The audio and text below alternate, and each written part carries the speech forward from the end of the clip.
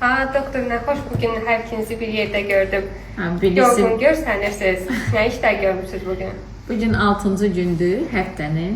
Bilirsiniz ki, biz çox vaxtı bu günlərdə çalışmırıq, amma xəstələrimizə lazımdırsa, biz həmin vaxtı xəstəxanada, hətta gecə saat 2-də, 3-də, 4-də də ola bilirik, hər bir saatda.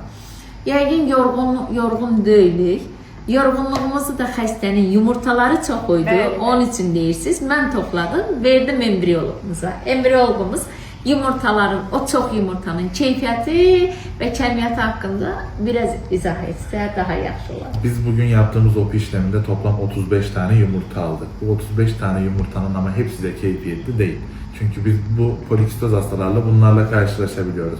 İşte doktor bizden 20 yumurta topladılar, niye 5'i keyfiyetli dediler, ya da bizden 70 yumurta topladılar, niye 10 tanesi keyfiyetli dediler. Eğer vücut birden fazla yumurta ürettiği zaman